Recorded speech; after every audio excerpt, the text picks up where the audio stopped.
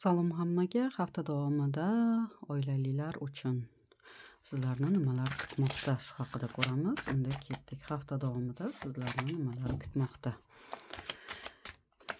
Hafta davomida 3 ta karta qo'yaman. Hafta davomida sizlarni nima kutmoqda shu haqida ko'ramiz. Qo'shimcha karta ham olaman.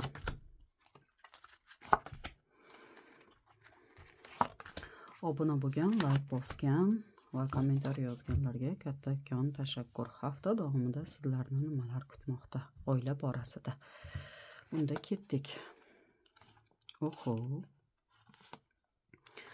Hafta davomida sizlarni haftani boshida juda ham nimagadir ichingiz gapga to'ladi.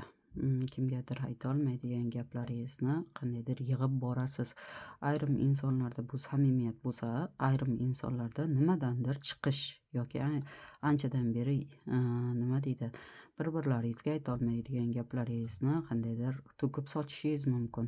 Qandaydir oilalaringizda hafta davomida juda ham shoshilinch bo'lasizlar. Ishlaringiz juda ham ko'p bo'ladi.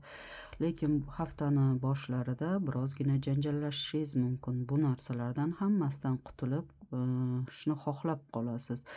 Lekin sizlarni haftani o'rtalariga borib, sizlarda birozgina nima deydi, o'zlaringizni ishlaringizda qandaydir yechim bo'ladi yoki o'rtalaringizdagi munosabatga yana qayta kirishuv bo'ladi.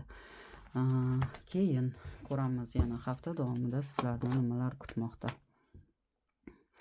Anchadan beri nima deydi, eskirgan narsalaringiz yoki yangilamoqchi bo'lgan narsalaringizni yana yangilashga urinasizlar. Bu yoki eski bitirilmagan narsalarni qayta bitirilishi yoki yana bitta narsa tushyapti. Anchadan beri yaqinlaringizni yoki qarindosh urug'ingiz bo'lishi mumkin yoki qo'ni qo'shningiz bo'lishi mumkin. Kimningdir judayam muhim sirini sizga ishonib topshirishi mumkin yoki o'shanga amin bo'lib qolasiz. Keyin oila borasida sizlarda judayam yaxshi hosil bo'ladi. Judayam nima deydi, haftani boshida judayam bir-birlaringizga ishlar borasida, pul borasida birozgina tortishib qolgan taqdiringizda ham haftani oxiriga borib pul borasida yoki nima deydi, o'rtalaringizdagi munosabat borasida, ayniqsa eski narsalarni bitirish bo'yicha yo yangilash bo'yicha yo uy borasida judayam yaxshi yangilik bo'ladi. Judayam rizqli hafta bo'ladi haftaning oxirida. Lekin o'sha ish bo'yicha siz tortishganlaringiz, yaqinlaringiz bilan birozgina afsuslanib qolishingiz mumkin. Lekin sizlarda judayam rizqli hafta bo'ladi. Kimdandir sizlar yordam so'raysizlar. Lekin hamma narsani o'zingiz uddalaysiz. Shuning uchun birozgina asabiy bo'lishingiz mumkin. Sizga kimdir ishonib sirini topshiradi. Keyin rizqli hayot tushyapti. Hafta davomida qandaydir kim bilandir tortishib qolishdan oilaviy ehtiyot bo'ling, lekin oilangizga muhim inson emas.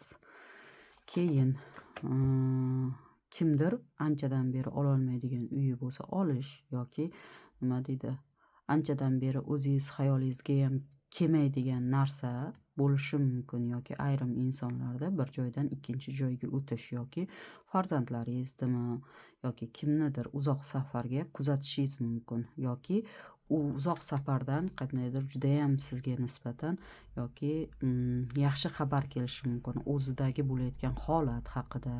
Keyin ayrim insonlarda yangi oila yoki farzandlaringizni taqdiri uchunmi yoki kimdir uchun yoki oilangizda qandaydir yangi mehmon bo'lishi mumkin.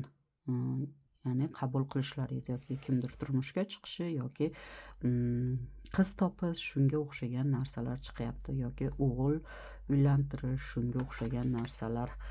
Endi ikkinchisini ko'ramiz. Ikkinchisida nima bo'ladi?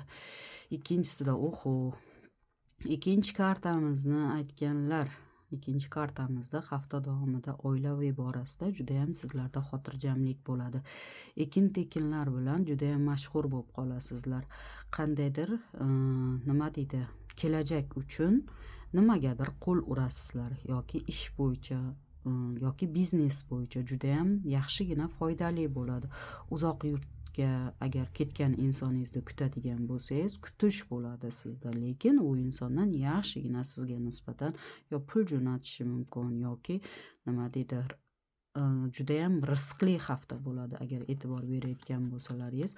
Uning uchun o'zingizni eski narsalaringizni yangilash yoki nima deydi, buning orqasidan yoki kimningdir keksa insonni sizlarga yordami bo'lishi mumkin yoki yangitdan uy hovliga ko'chish, shunga o'xshagan karta tushyapti.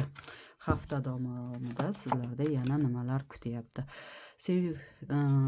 O'zingizni insoningiz bilan, juftingiz bilan judayam yaqin bo'lib qolasiz. Yolg'iz insonlar bo'ladigan bo'lsa, hayotida qandaydir sizga judayam yaqin inson paydo bo'lishi mumkin.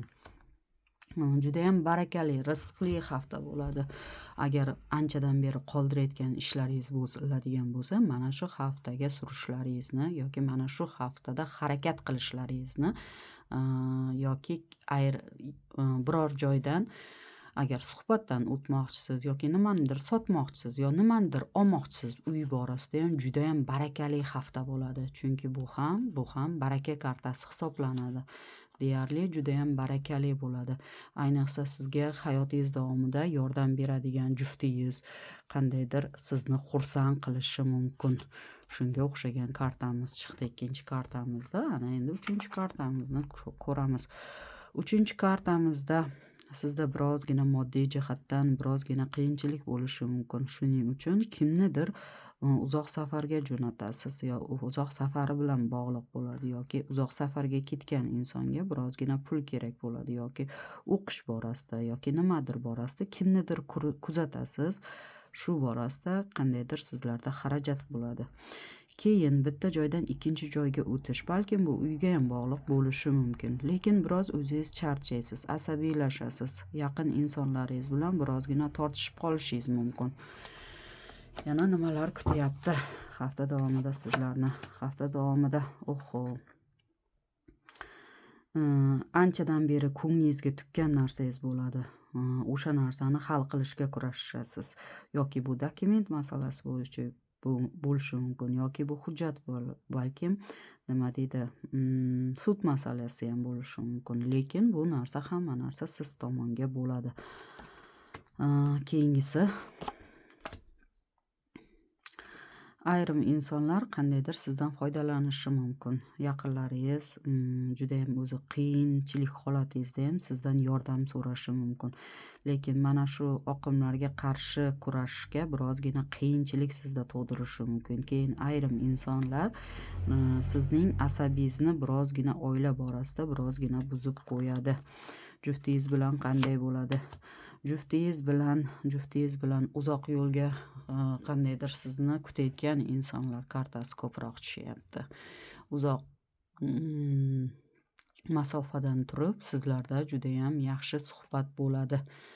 Uzoq masofadan turib agar anchadan beri urushib qolganlar bo'ladigan bo'lsa, oilaviy borasida yarashuv kartasi tushyapti.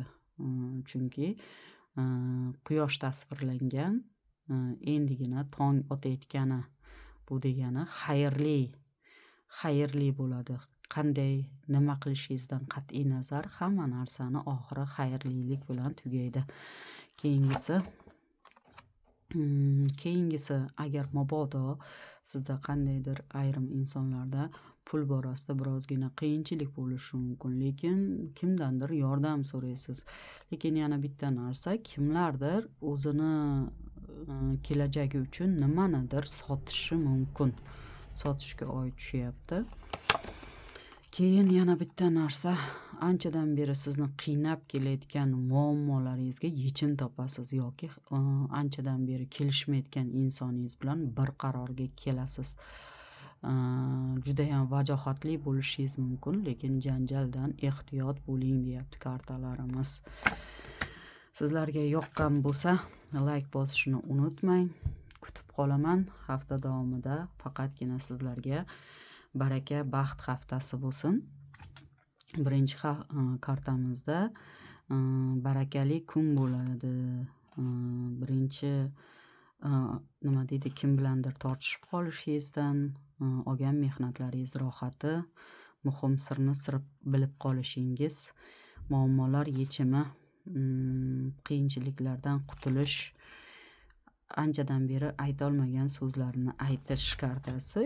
Ikkinchisiniki esa baraka, boylik, sevgi, muhabbat, o'zi xohlagan narsaga erishish yoki ko'chib o'tish, oilaviy tinchlik, xotirjamlik. Eng rizqli hafta. O'zini o'zi nima deydi, yaxshigina narsalar bilan mukofotlash, dushmandan jazo olish,